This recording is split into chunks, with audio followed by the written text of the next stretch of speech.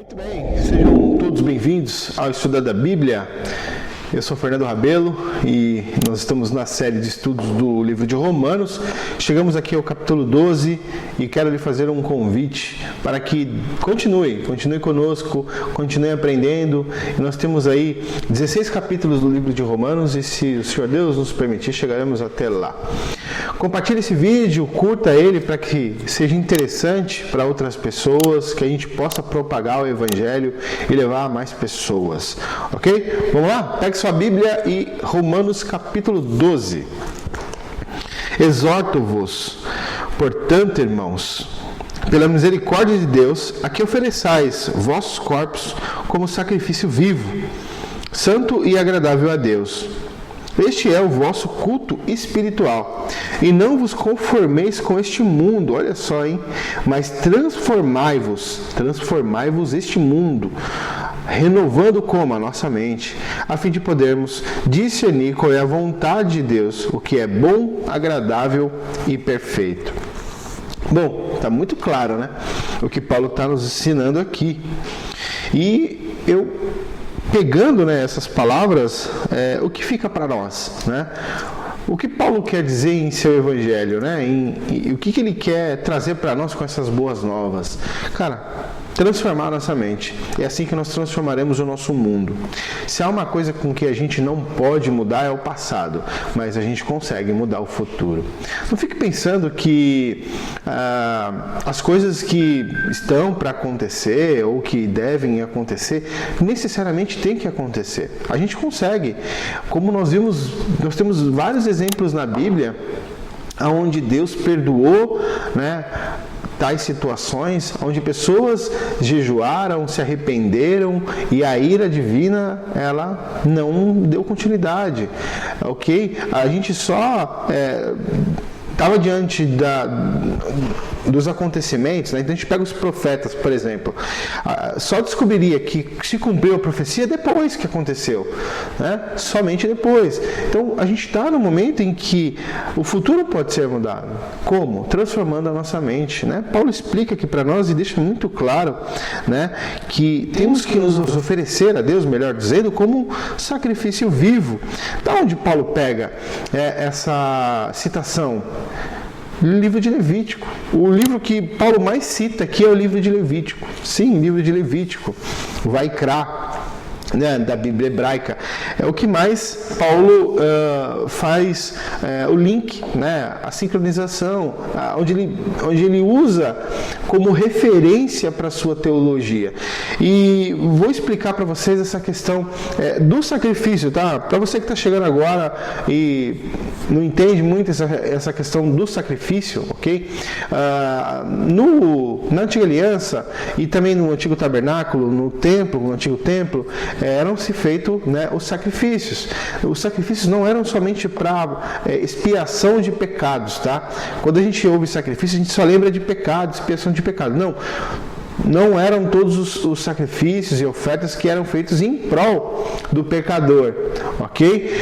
Haviam ofertas que eram feitas aos sacerdotes, ao próprio Deus, e eu vou abordar isso aqui hoje para a gente compreender o que Paulo está querendo explicar para nós quando ele diz que nós temos que nos oferecer, né, os nossos corpos como sacrifício a Deus, ok? E ele diz para que a gente não se conforme com este mundo, mas transformar este mundo, renovando o que então a nossa mente. Bom, qual é então o verdadeiro culto espiritual que Deus espera dos teus filhos?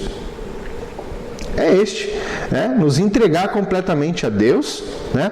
Renovando a nossa mente para que então a gente saiba o que é bom, perfeito e agradável a Deus. É isso que Deus quer de cada um dos teus filhos. Nós não somos mais criaturas de Deus, nós somos filhos de Deus. Guarde isso, ok? Estimulo vocês, irmãos, pela misericórdia de Deus, a que ofereçam os seus corpos como sacrifício a Deus, sendo separados, né, do mundo, vejam, separados do mundo de pecado, sendo assim um ser humano agradável a Deus. Este é então o culto espiritual a Deus.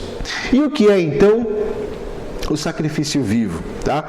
Bom, basicamente, tá? Entregar sua vida a Deus, abandonar os seus desejos mundanos, É ter uma vida dedicada a Deus, sacrificando então seus desejos em prol de uma vida santa, tá? Ou seja, separada de pecado. Quando eu falo separado, a palavra que nos faz compreender sermos santos, separados, ok? Considere o sacrifício de Jesus, o Messias. Ele entregou a vida dele em prol dos que creem, para dar uma vida nova à humanidade, ok? Não, então, nos conformamos com este mundo, ou seja, não esteja de acordo com as coisas que acontecem nesse mundo, mas antes, transformar este mundo através de uma mente nova, através do Evangelho. Para que tu foi batizado e tem uma nova vida? Essa nova vida se remete a isso, a transformar esse mundo, começando por você, começando por mim, começando por nós, começando por nossa casa, por nossos filhos, por nossos familiares. Isso vai se estender e esse reino de Deus que foi estabelecido aqui nessa terra se multiplicará. Não daremos mais chances ao inimigo a nos usar em prol dos benefícios dele, ok? O mundo segue um caminho, mas você, que é filho de Deus, deve tomar outro, mesmo que veja todos seguindo o mesmo caminho da perdição. Sua vida deve ser baseada no Evangelho, seguindo os princípios bíblicos, seguindo isso aqui que a gente está estudando, ok? Transforme aqui sua mente, sua forma de pensar e agir, renove-se a cada dia o seu andar com Deus, somente assim poderá entender qual é a vontade de Deus para a sua vida, sabendo o que é bom, agradável e perfeito a Deus, tá? Bom, como prometi, eu vou falar de um único sacrifício, que é o que nos remete a esse entendimento, porque todos os outros sacrifícios que envolvem expiação, Jesus já fez isso por nós. O sangue dele purificou e nos perdoou e nos fez amigos de Deus, ok? O que eu irei me referir aqui é a oferta que no hebraico se chama Corban. Depois você pode procurar aí no Google Corban. Essa é a palavra que eu irei me ater aqui para a gente explicar o que Paulo está querendo nos dizer como sacrifício vivo, tá? Bom, primeiramente, tá? O seu corpo deve ser consagrado como sacrifício. Eita, hein? Caramba! Deve ser preservado, ok? Preservado, imaculado. Imaculado é sem mancha, sem pecado. Separado, devem ser perfeitos, santos e agradáveis. Fazendo uma síntese aqui, e nós relembrarmos aquilo que está lá em Levítico, por exemplo, os animais que eram ofertados como sacrifício, aqueles animais desde quando nasciam já eram separados, já eram preparados para aquilo. Compreendes? Deus deu para nós uma nova chance de termos uma nova vida. Então considere essa nova vida agora sendo separado a Deus, ok? Vamos nos ater aqui então, como é então essa questão dos sacrifícios, porque os sacrifícios feitos lá no templo e no tabernáculo não eram somente para expiação de pecados, como eu já falei, há diversos tipos de sacrifícios e um deles era o ofertante entregar parte de seu sustento aos sacerdotes, tá? Exemplo, ofertas, isso está em Levítico 2, ofertas de cereais, manjares, as primícias da terra, entre outros. Vale lembrar que a gente está aí no 8º dia de Pêssah, né, de Páscoa, por exemplo. Nós vamos contar ainda 50 dias até chegar a festa de Shavuot, que aí vai entrar ali o Pentecoste no grego, né? A palavra grego que vem Pentecoste, 50, onde desceu o Espírito de Deus, a ação, o mover o Espírito de Deus ali aos discípulos, né? E assim como esse Espírito está em nós, ok? E nós aqui pegando como exemplo essa questão das primícias da terra, tudo isso fazia parte desse ritual, tá? Todos os sacrifícios legítimos tinham de ser apresentados perante Deus em seu altar. Então a palavra corban usada na Bíblia hebraica significa, percebam o que significa oferta, oblação. Na Nova Aliança é traduzido como presentear, tá? No Novo Testamento é traduzido como presentear. Enquanto essa palavra corban tem sua raiz no termo, observe, porque o hebraico tem as 3 primeiras letrinhas ali, as iniciais são a raiz, né? A matriz da palavra. E o que significa corban? Aproximar, se achegar, chegar próximo. Esse é o significado de Corban. Percebam que o ofertante, quando ele fazia isso, ele se aproximava a Deus, ele se entregava a Deus. Então percebam o que Paulo está explicando para nós quando ele diz que nós temos que nos oferecer os nossos corpos como sacrifício vivo, não morto, porque o animal, né, era sempre morto. Quando eu falo de animal, tá? Era sempre morto, e todos os sacrifícios eram parte deles queimados. Só que Paulo está falando, ofereçam os vossos corpos como sacrifício vivo, ok? Então, Corban significa chegar, se aproximem a Deus. O que Paulo está dizendo para nós, se aproxime a Deus, se entregue completamente a Deus. Viva de acordo com o Evangelho, viva de acordo com a palavra de Deus, viva de acordo com as leis de Deus que foram imputadas em nosso coração. Essa é a ação do Espírito. Ela faz parte, né? Eu aponto aqui porque todo mundo entende, né? Que é o coração, né? Aqui, que é a nossa mente, ok?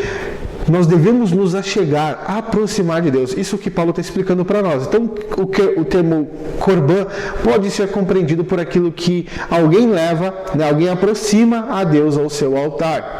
Tá? Entendendo o que Paulo quer dizer, então, quando se refere que o nosso corpo, né, seja como sacrifício vivo perante de Deus, sabemos que Deus quer compromisso. Ele quer que acheguemos a Ele de boa vontade e de todo o coração como um presente. Porque se a gente ficar ainda naquela de olhar para trás, e lembra que quem olhou para trás virou uma pedra de sal, você sabe de quem eu estou falando, né? Da mulher de Ló. Quem olhou para trás, quem olhar e tiver desejo de estar lá atrás, não vai alcançar o que está na frente. E é isso que Deus requer de cada um de nós, que nos acheguemos, que nos aproximemos a Ele como sacrifício vivo, renovando a nossa mente, para que o mundo em que nós vivemos possa ser transformado e que a gente não se conforme com o mundo na qual nós estamos vivendo. Eu não sei quando você vai estar vendo esse vídeo, mas esse vídeo está sendo feito em 2022, no mês de abril. Esse ano nós temos eleições presidenciais também no nosso país. Vale a pena você jejuar, vale a pena você buscar a Deus para que o nosso país não caia em ruínas. Ok? Então vamos buscar a Deus, e esse é o tema justamente do próximo capítulo, do capítulo 13, então não perca isso também. Vamos lá, vamos seguindo aqui então agora para os versos, né, do 3 ao 13. Humildade para os que são de Deus, temos que ser humildes, ok? Então, em virtude da graça que Deus, né, que Deus nos deu, que nos fora dada, que nos fora concedida a nós, sejamos então humildes. Tenham em si a plena consciência, né, dos dons dados por Deus a nós, a vocês. Não tenham um conceito sobre si maior do que é, percebam, pois Deus concedeu a cada um dons de acordo com a medida da fé. Olha, observam que a medida da fé, quanto mais fé você tiver, mais Deus operará sobre sua vida. Ou seja, Deus te dará dons para que você exerça nessa terra aquilo que Deus tem preparado a cada um de nós. O Paulo está explicando para nós aqui, pois não pense agora, mas vale muito a pena a gente perceber e colocar isso numa balança, tá? Não a fim de pesar, mas para conscientizar. Porque à medida que Deus vai nos concedendo os seus dons através dessa fé, a gente pode perder isso. Como? Quando a gente se desvia do caminho. E aí a gente pode permitir que entre em nós orgulho, soberba, ego e essas coisas. Paulo já está alertando antes mesmo de falar que Deus nos dará os seus dons à medida da nossa fé. Não tenha um conceito sobre si elevado, maior do que o próximo. Sejamos humildes. Ok? Essa é o princípio deste ensino. Ok? Então, a medida da fé, na qual, da proporção que você tem, Deus considerará os seus dons. Assim como Deus fez quando dividiu o teu espírito com Moisés. Moisés estava ali sobrecarregado com todas aquelas situações, todo mundo reclamando, tal. Deus falou assim: dividirei com os anciãos parte do espírito que dei a você a 70 anciãos. pronto, ele ali tirou aquela carga sobre ele e Deus pôde capacitar as pessoas que estavam próximas. Esses dons são os mesmos aqui agora. Então Deus concedeu isso de livre e espontânea vontade através do sacrifício do teu filho. Por isso que eu mencionei aqui nesse estudo sobre Shavuot, né, sobre Pentecostes, ok? Então vamos lá, continuando, tá? A medida da fé, ok? Você receberá estes dons. Então esses dons não servem para te engrandecer, mais uma vez, perante outras pessoas. Eles devem ser usados em prol da comunidade, em prol do corpo de Cristo, ok? Somos todos membros de um único corpo que é o Messias, Jesus de Nazaré. Deus deu a cada um uma porção do seu Espírito e isso deve ser entregue no dia a dia com outros irmãos. Quem recebeu o dom da profecia? Que exerça segundo a proporção da fé. Aquele que tem o dom do serviço manual, o exerça servindo. Quem do ensino, ensinando. Quem do estímulo e do ânimo, animando. Quem exortando, exortando. Ok? Aquele que distribui seus bens, que o faça com simplicidade. Aquele que preside, com diligência. Aquele que exerce misericórdia com alegria, que nosso amor seja sem falsidade, gente, detestando o mal e apegando-se ao bem, com amor de irmão. Tenham carinho e respeito uns para com os outros, né? Tenham isso uns para com os outros, cada um considerando os outros como mais dignos de estima. Sejam aplicados, zelosos, cuidadosos, sem preguiça e fervorosos de espírito, servindo ao Senhor de todo o coração, alegrando-se na esperança. Sejam pacientes também na tribulação. Sejam constantes na oração, tomando parte nas necessidades dos seus irmãos, buscando proporcionar hospitalidade. Quantas palavras agradáveis ao meu ouvido eu acabei de pronunciar aqui. E eu espero que essas palavras que foram agradáveis ao meu, sejam ao seu também. É importante nós nos entregarmos por completo e fazermos isso todos os dias de nossa vida. Você que serve a Deus, que tem uma comunidade, que tem a igreja, né, o corpo de Cristo, exerça esses dons em prol dos nossos irmãos, em prol da nossa família, porque isso começa dentro de nossa casa. Temos que fazer isso. E se a gente não está fazendo isso, a gente tem que sermos fervorosos em oração, constantes na oração, fervorosos de espírito. Por quê? Para buscar isso em Deus, para que Deus possa nos aprimorar, para que Deus possa nos instruir e fazer-nos cada vez mais dignos de seus filhos, andando no caminho em que devemos andar. Beleza? Vamos seguir aqui então dos versos 14 ao 21. Pegou sua Bíblia aí? Então vamos ler junto aí. Ajuda com o próximo até com o seu inimigo. Meu Deus, aonde já se viu fazer esse tipo de coisa? Pois é, Paulo exorta e Jesus, quando ele dá o seu primeiro sermão, ele diz, não os aprendeis, né, que deverás pagar o mal com o mal, ou seja, olho por olho, dente por dente, né? Jesus explica para nós que não, que agora nós temos que exercer esse amor. Esqueça o que era isso, olho por olho, dente por dente. Se for necessário dar um lado, né, ele mencionou o rosto, né, dá-se um lado então, né, mas não aplica-se a ira e nem se paga o mal com o mal, ok? Abençoai e orai aos que nos perseguem. Abençoar e não amaldiçoar.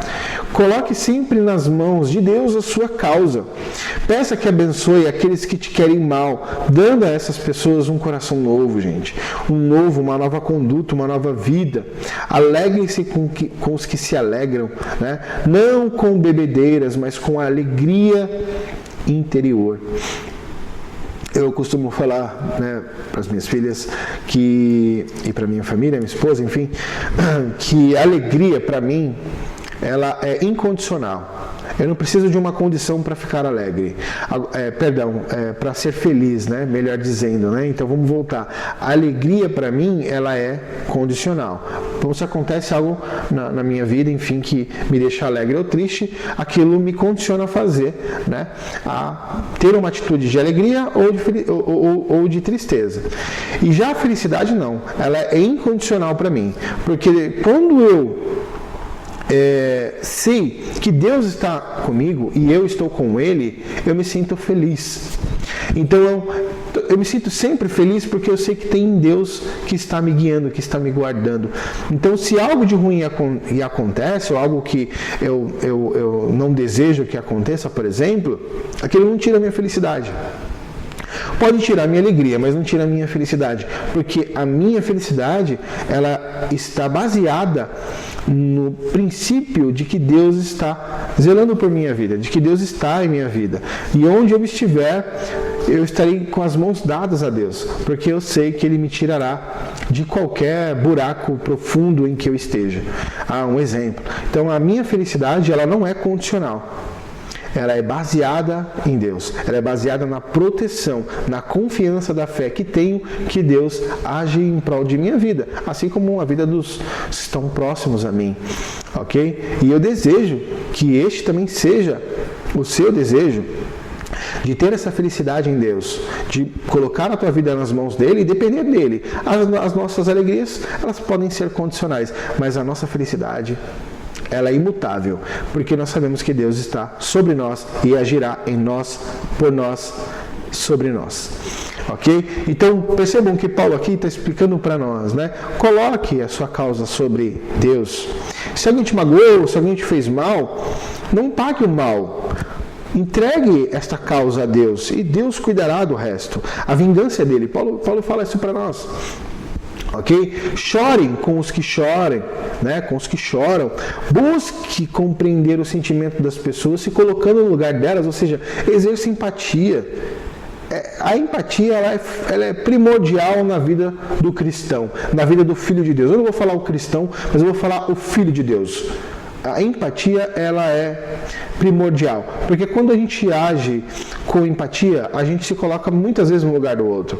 A gente muitas vezes tira, né, um emaranhado de coisas que possam estar à nossa frente, impedindo de sentirmos o que a pessoa está sentindo. Então, exerça a empatia. Chorem com os que choram, se alegrem com os que se alegrem, mas não com bebedeiras, né? Não com orgias. Quando a gente, infelizmente, né, quem está chegando aqui agora é um novo convertido, é um novo filho de Deus, por exemplo, logo vai pensar, né? Pô, vou me alegrar como? Com bebida, porque eu me alegrava no mundo assim, dessa forma. Então, a alegria que Paulo está dizendo para nós, tá? É ter a sua vida baseada agora nos princípios de Deus. Se alegre com os seus irmãos, se alegre com sua família e com essa alegria, com essa felicidade interior, tá? Busque compreender, então, no caso dos que choram, o sentimento das pessoas se colocando no lugar dela. Exerça, né, empatia. Todos nós temos os dias maus, né? Mas buscai o bom enquanto se pode buscar. Tenha a mesma estima uns pelos outros, sem pretensão de grandeza, sendo solidários com os menos instruídos. Não dê uma de sabichão, dono de todo o conhecimento, mas ensine com amor e diligência. A ninguém pague o mal com o mal, e que a nossa preocupação seja em fazer o quê? O bem, o que será bom para todos nós, não é? Busque a paz com esforço.